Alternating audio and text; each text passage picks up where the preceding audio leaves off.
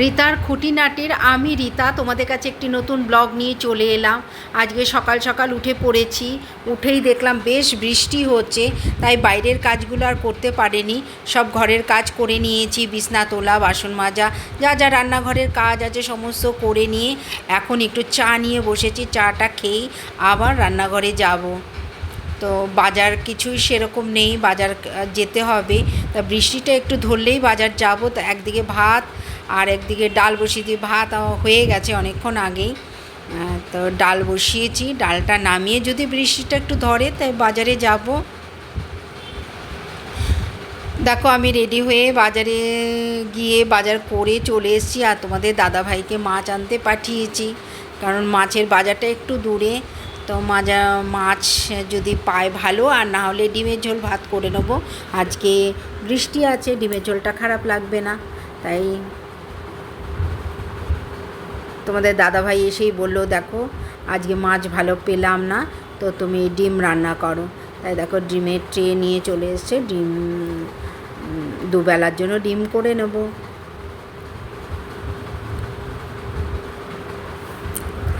ডিম আর আলু সেদ্ধ বসিয়ে দেবো এখন।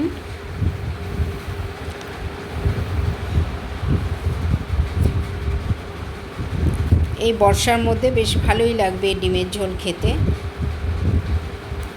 দেখো আবার রান্নাঘরে চলে এলাম পেঁয়াজ রসুন কাটতে। আর এখন ওই আলু আর ডিমগুলো ভালো করে ধুয়ে সেদ্ধ বসিয়ে দেবো। আর তোমাদের দাদাভাই একটু চা করতে বললো, চা বসিয়ে দিলাম। যেহেতু তোমাদের দাদাভাই আজকে অফিস যেতে পারেনি, তো সেই কারণে একটু বারবারই একটু চা খাবে। তো সমস্ত রান্না একটু গুছিয়ে গাছিয়ে রেখে আবার কিছু জামা মেয়ে সব বার করে রেখেছি, সেগুলো একটুখানি গোছগাছ করে রাখতে হবে। রেখেই আবার রান্নাঘরে যাব। আমি ওইভাবেই কাজ করি, কিছু রান্নাঘরে কিছু ঘরের কাজ করি, করতে করতে মোটামুটি কাজ শেষ হয়ে যায়। তারপর স্নান করে পুজো দিয়ে আবার কিছু কাজ আছে সেগুলো করব। আর যদি একটু রেস্ট নিতে হয় নেব। প্রচুর জামা কাপড় আছে, এগুলো সব গুছিয়ে উঠতে অনেক সময় লাগবে। কিছুটা গুছিয়ে রেখে আবার রান্নাঘরে যাব, বাকি রান্নাগুলো করে নেব।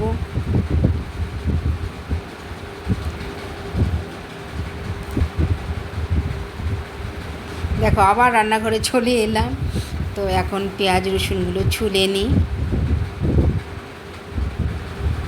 তোমাদের দাদাভাই বললো মাংসের মতো করে ডিমের ঝোল রান্না করো, তাহলে আর অন্য কিছু লাগবে না।